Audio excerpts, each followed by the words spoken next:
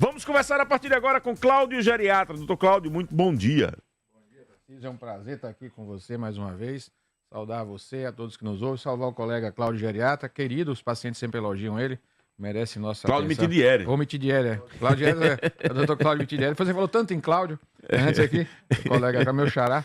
Muito bem elogiado pelos pacientes, doutor Cláudio Mitidieri. A gente tem que saudar aqui e vamos ao que você nos solicita, falar sobre AVC, as suas ordens. Vamos falar sobre AVC. Quais são as causas e que tipo de comportamento ou de atitude a gente pode ter para evitar o AVC? Muito boa pergunta, né? O AVC. AVC que assusta, certamente muitas pessoas terão ou conhecem alguém que já teve. É a segunda causa de morte no país depois do infarto, né, das doenças cardiovasculares. E muitas vezes muitas pessoas às vezes não falecem, não morrem de AVC, mas ficam com sequelas, comprometendo sua qualidade de vida. Temos que nos lembrar que as pessoas vão envelhecer, os jovens que estão nos ouvindo e aqueles que já têm certa idade, a gente tem que nos preocupar com o que você falou, a prevenção. A gente tem os fatores de risco para o AVC, né? São os fatores de risco vasculares, né? De risco de acidente vascular. O acidente vascular cerebral, o AVC, ele acontece, na maioria das vezes, por obstrução, entupimento. Eu digo sempre com os pacientes, a maioria dos carros que param na rua, eles não param porque estão perdendo gasolina, derramando gasolina, e sim por obstrução no sistema, na linha de transmissão do combustível. Da mesma forma, a gente tem um AVC isquêmico, nós temos AVC hemorrágico. A maioria das vezes, em mais de 80% das vezes, algumas pesquisas mostram 87%, perto de 90%, os AVC, os acidentes vasculares cerebrais, ocorrem por obstrução das artérias. As artérias que são os vasos que vão levar oxigênio para o cérebro. Então, esses vasos, eles obstruem e isso leva à morte de neurônios e causa realmente o AVC. A depender da área do cérebro, né? Antes de falar na prevenção, as pessoas entenderem, você pode ter sintomas diversos. Alteração da fala, da consciência, tontura, dor de cabeça, perda da força motora em um lado do corpo, desvio da comissura labial, a boca, pode acontecer alguma coisa nesse sentido, visão, pode ter alteração da visão e pode ter o óbito. Muitas vezes o AVC pode levar ao óbito. Então a gente tem que estar atento, e aí você falou muito bem quais os fatores de risco, como prevenir. Então, à medida que a gente envelhece, a gente vai tendo envelhecimento da pele por fora, vai enrugando e também das artérias por dentro. E a gente tem que entender que a gente tem que cuidar do nosso corpo como um todo, não somente da estética. Então, a gente tem que cuidar porque as artérias vão envelhecendo e isso vai favorecendo a obstrução. A gente tem um processo de oxidação, que a gente vai envelhecendo, e a gente tem os fatores de risco que agravam isso. A gente tem a hipertensão, que é o principal fator de risco, explico depois com carinho para vocês por quê, eu aproveito já. A hipertensão, porque a pressão alta, ela atinge cerca de 50% a 60% dos idosos. A gente tem uma grande parcela da população que tem hipertensão, é o principal fator.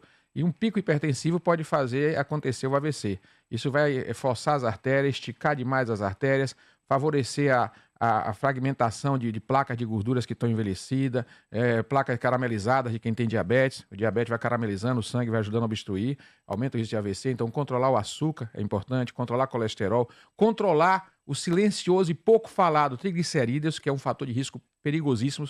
As pessoas chegam no consultório todo dia, Narciso, aproveitar aqui, cuidando de colesterol e o triglicérides elevado. Eu pego pessoas mais jovens com AVC, com acidente vascular, em função do triglicérides elevado, menosprezado. Ficar atento aos triglicérides, ao açúcar, ao colesterol, à hipertensão.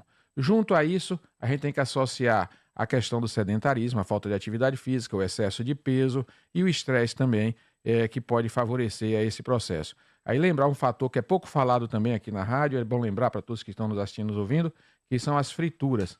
Eu, como gerontólogo, como sou geriatra, a gente estuda o que acelera o envelhecimento. A gente tem dois fatores, que aí vem um que eu não falei falar. O cigarro, o tabagismo aumentem muito, é o principal fator comportamental acelerador do envelhecimento, não só da pele como das artérias, e a principal causa de morte do cigarro não é, como o pessoal pensa, câncer, não. São acidentes vasculares, infartos e AVCs. O cigarro é um grande fator de risco para AVC e, em seguida, as frituras. Depois do cigarro, o que mais acelera o envelhecimento, rico em radicais livres, são as comidas feitas na forma frita. Você fritar, que ele produz muito radicais livres, muita oxidação, independente de óleo, de azeite, aquela história toda, aquela história de saturar o óleo, de colesterol. Fritura, vou ficar falando de vez em quando isso aqui, porque é comum, fritura acelera o envelhecimento e é fator de risco para várias doenças, incluindo aí o AVC.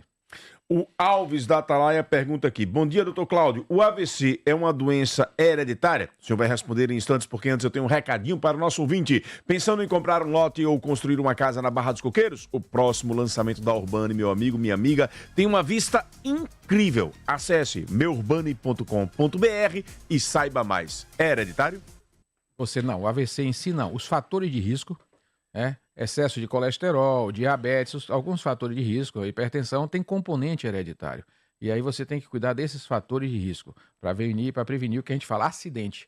Realmente é um acidente, é um processo que você, à medida que envelhece, você favorece algumas regiões das artérias que irrigam esse cérebro a ter uma obstrução na maioria das vezes, podendo ter sangramento também e chegar ao AVC.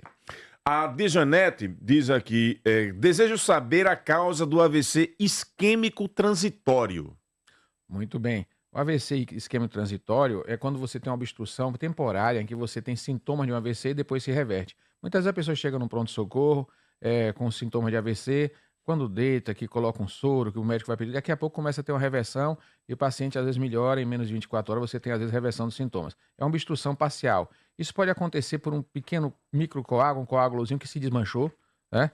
Daí a importância, quem tem fator de risco, a gente falar em prevenção aqui, se o médico prescrever um remédio que afina o sangue, uma aspirina, está prescrito, não suspender. É muito comum chegar, você colocou bem aqui a oportunidade, no consultório, pacientes que a gente sabe que tem microinfartos cerebrais, tem um sintoma, quem tem os micro, falar dos micro depois se der tempo, me lembra, Narciso?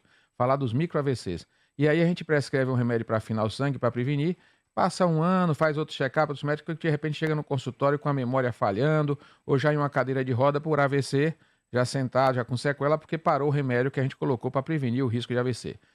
Então, é importante a gente estar atento a isso. O transitório é justamente quando você tem uma obstrução temporária, que você conseguiu se desfazer e aí liberar a oxigenação para os tecidos antes da morte dos neurônios. Estamos com o Dr. Cláudio Geriatra na pauta, o AVC. Todas as sextas-feiras você tem a participação do Dr. Cláudio Geriatra aqui no Jornal da Fã, tirando dúvidas a você que está aí nos ouvindo. Quem vive em São Cristóvão sabe a transformação pela qual a cidade-mãe de Sergipe passou. O número de obras realizadas, os projetos e programas desenvolvidos em cada setor e o quanto os moradores se sentem mais respeitados e valorizados. Agora, a realidade é outra. Alto Padrão, empresa especializada em fachadas de vidro e esquadrias de alumínio de alta performance, associada à BNT, a Associação Nacional de Fabricantes de Esquadria de Alumínio, que garante aos seus clientes produtos seguros e de altíssima qualidade. A Alto Padrão utiliza as mais modernas técnicas de fabricação e as melhores matérias-primas na construção de seus produtos. Leve a Alto Padrão para a sua obra e fique tranquilo. Alto Padrão, o nome já diz tudo. Telefone de contato 999860986. 999860986. Um abraço a Ricardo e a toda a família Alto Padrão. O Leone diz aqui, pergunte se na terceira idade é melhor utilizar medicação de farmácia, de manipulação ou de laboratórios. Isso vai depender de cada quadro clínico e de cada paciente.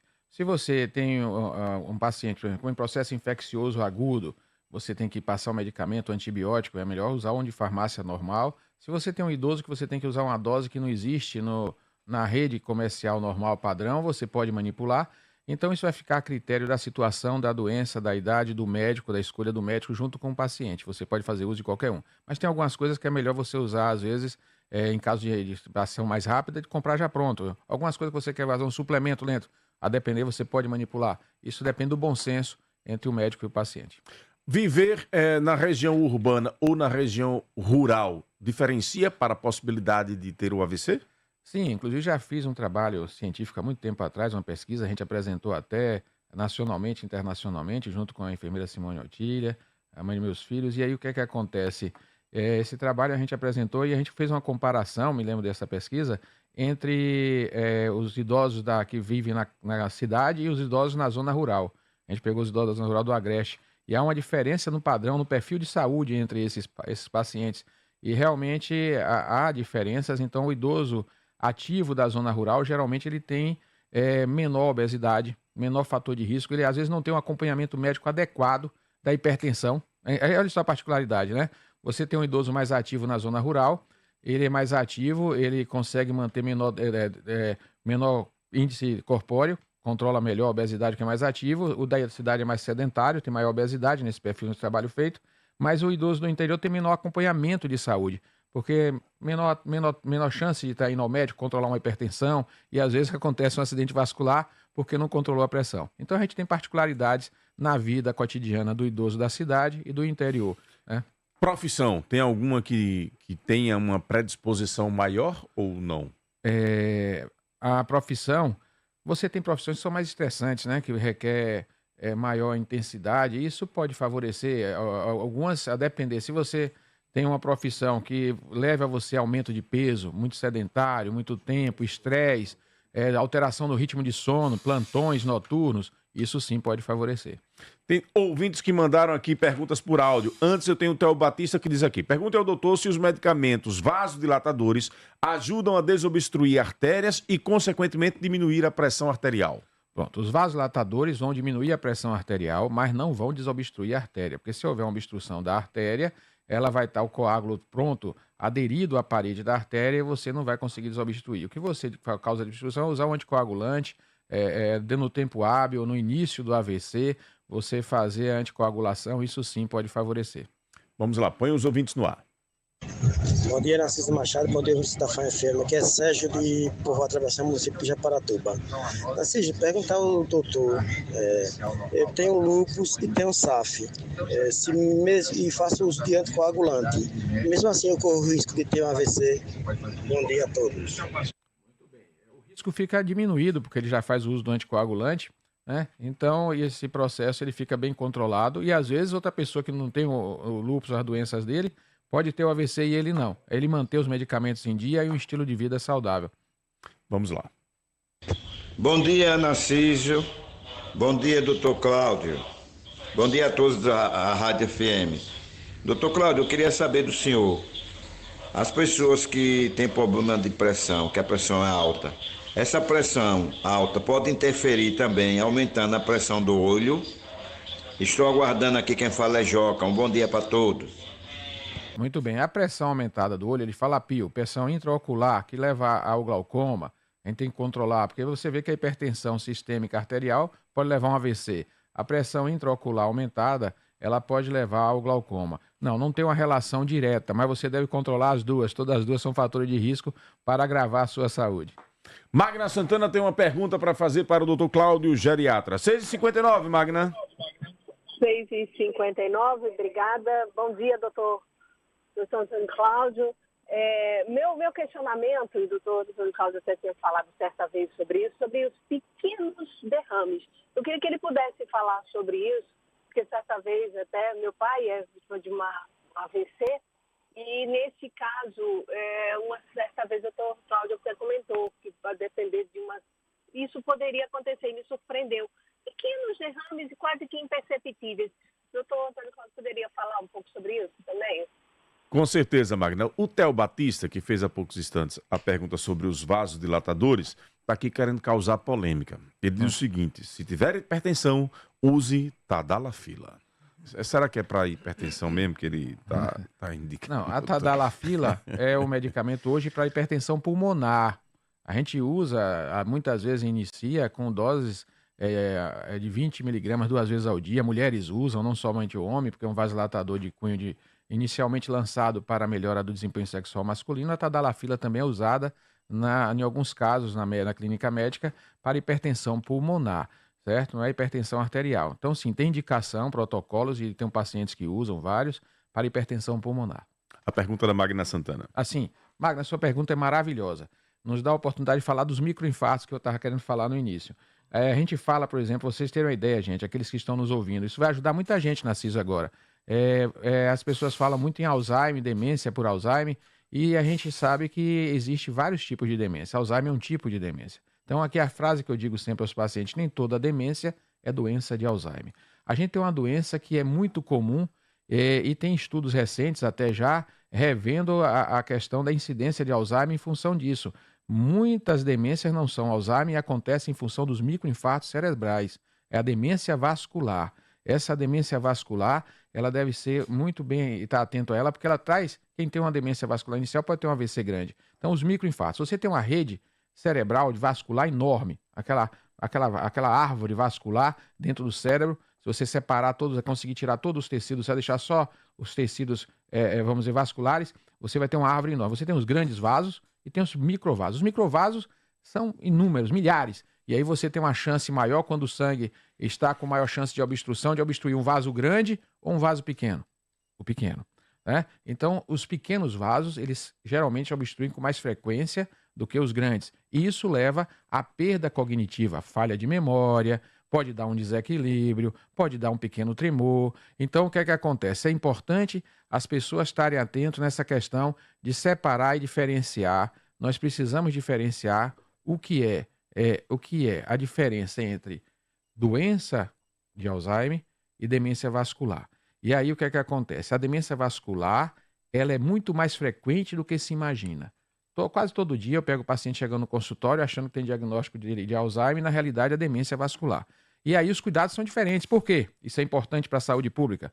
Porque se você não separa bem isso, você deixa de fazer a proteção vascular. Usar um anticoagulante, um AS, o médico indicar. Então tem pacientes que, por exemplo, eu brinco para sempre assim, Tarcísio, pra você ter uma ideia, minhas nonagenárias, minhas noventonas diabéticas há mais de 10 anos que usam um ASzinho porque tem risco vascular, elas têm um nível cognitivo, uma memória preservada. Aqueles pacientes que chegam lá acima de 90 anos, diabéticos, que nunca usaram anticoagulante, a maioria já tem perda de memória. Então o que é que acontece? A gente tem esse risco de microinfarto e a gente tem que fazer uma proteção para quem tem risco vascular aumentado.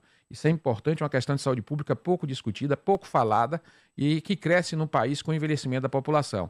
Demência vascular tem crescido muito e ninguém está atento a isso. E a demência vascular acontece pelos micro-AVCs.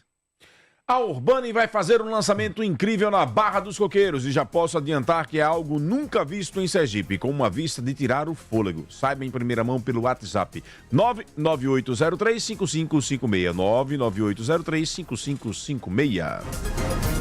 Com mais de 4 mil metros quadrados de loja, Cred Imóveis oferece uma ampla seleção de imóveis e decorações que variam de opções básicas a peças de luxo, assinadas por arquitetos e renomadas fábricas de todo o Brasil. Explore nosso showroom online acessando o nosso site credimóveis.com e confira mais de 300 fotos com preços e medidas. E não esqueça, na Cred Imóveis, a entrega e a montagem é grátis. Tem mais um ouvinte interagindo por áudio, Wendel Lessa. Narciso, bom dia a todos, professor Claudemir. Narciso, o geriatra, o médico geriatra, ele esteve aí há alguns dias, né? Ele citou com relação à importância do exercício físico na terceira idade, ele até citou a caminhada. Interessante também ressaltar a grande importância da musculação, do treino de força, o treino resistido na população de terceira idade, para manutenção e até ganhos da massa muscular, né? Há um mito de que na terceira idade não é possível mais ganhar massa muscular, mas sim é possível, fazendo os treinos adequados, com os devidos cuidados, é sim possível ganhar massa muscular e é muito importante nessa terceira idade, né? Para todos, principalmente na terceira idade, manter a massa muscular. Isso vai ajudar na mobilidade dos idosos, no equilíbrio, né? Para evitar quedas, lesões, etc. O simples fato de levantar da cama, da cadeira. Tem uma aluna que está comigo há um tempo. Ela recebeu o elogio da geriatra justamente por estar levantando da cadeira sem usar as mãos, utilizando apenas a força dos membros inferiores, né? Então é bastante interessante na população de terceira idade o treino de força, o treino de musculação. A caminhada, a atividade aeróbica deve ser também praticada, mas sem deixar de lado o treino de força. Vamos um de cada vez para dar a resposta ficar clara. Vamos muito lá. Bem, muito boa colocação. Eu até no consultório oriento muitos pacientes. Eu tenho umas sequências que eu criei, que eu ensino aos pacientes a fortalecer o quadríceps no consultório. É muito importante que ele colocou. Realmente é importante fortalecer a musculatura, principalmente o idoso frágil, fortalecer a musculatura do quadril, do quadril e do quadríceps, o músculo anterior da coxa. Esse conjunto que é o que mais, quando frágil, favorece a queda no idoso e diminui a qualidade de vida do idoso. Então nós precisamos realmente orientar a fazer o exercício resistido. Mas nem toda a população tem condições ou acesso, muitas vezes, facilidade de chegar a uma academia, a um pilates. É muito comum hoje o pilates, que o pessoal utiliza muito. E o que é que acontece? Isso dá um ganho, certamente. E aí está correto. A gente fala da caminhada, porque a caminhada, para quem está parado, e já tem estudos de comportamento, é o exercício em que as pessoas aderem por mais tempo. Quando começa, não abandona. Muitas vezes os idosos começam a ir para uma academia, um pilates, aí não tem quem leve, aí acaba abandonando. E se conseguir um vizinho, um amigo para começar a caminhar, há uma adesão maior. Mas isso não exclui o benefício do exercício resistido, que deve ser feito com cautela. Aqui também fica aqui o parênteses, alguns idosos chegam e o pessoal exagera às vezes na academia, com dor lombar, evitar colocar carga em ombros, evitar colocar muito peso, lembrar que o idoso pode ter uma questão lombar, e aí ao ver uma lombalgia, ele abandona a academia, né? Exercício com excesso de flexão de tronco, flexão de joelho excessiva, né? Cuidado com leg press, com excesso de carga, porque às vezes chega no consultório pacientes reclamando disso. A gente tem que ter cautela nesse sentido, mas o exercício com segurança, bem feito, com ângulo mais aberto, para fortalecimento principalmente de quadríceps, esse eu até oriento no consultório, tem uma sequência que eu ensino os pacientes, o resultado é maravilhoso. Vários pacientes abandonam até a cadeira de roda, chegam lá, a gente ensina o exercício, começa com auxílio, e daqui a pouco ele volta já caminhando, são vários que abandonam, tem um testemunho de vários pacientes, só com simples orientação de exercício caseiro, porque muitas vezes a família não tem como levar, é um idoso muito frágil, que não consegue ir até uma academia, e você ensinando o exercício no consultório, a qualidade de vida dele melhora muito. Se você for para a academia e sentir dores, use a pomada negra. Ela vai te ajudar a se livrar dessas dores musculares, porque ela tem analgésicos e anti-inflamatórios. Pois é, aos donos de farmácia e casa de produtos naturais, entre em contato com o Rafael. Põe a pomada negra na prateleira. 998-934417. 998-934417. Vamos ao último ouvinte interagindo com o Dr. Cláudio Geriatra. E a Cristina Gonzalez, engraçadinha, manda aqui uma mensagem. Dr. Cláudio é um médico humano. Lembro dele nos tempos do estágio com Dona Maria no estado. Como ele era comprometido com os idosos. Pessoa maravilhosa. Eu disse engraçadinha não pelo elogio que ela lhe fez, é porque ela tá tirando onda com o meu Vasco aqui. Pelo elogio, ela é merecida. Nosso Vasco. Engraçadinha ela aqui. Dizendo que é hora de trocar de time. O campeonato só começou. Cheia de graça. Rafael, dá um jeito aí, Rafael. Vá, põe no ar. Bom dia, doutor. Bom dia, Narciso. Bom dia a todos. Bom, doutor, eu tenho diabetes tipo 2. Eu controlo ela com alimentação e atividade física. Não sou hipertenso. Mesmo assim, qual o risco de eu adquirir aí uma futura hipertensão e vir aí a ter um acidente vascular cerebral por causa da diabetes? Juntar a pergunta do Romário com a do Zacarias. Pergunte ao médico se a hipertensão no futuro pode ter problema de coração. Zacarias, lá de Riachuelo. Muito bem. Inicialmente, a Romário.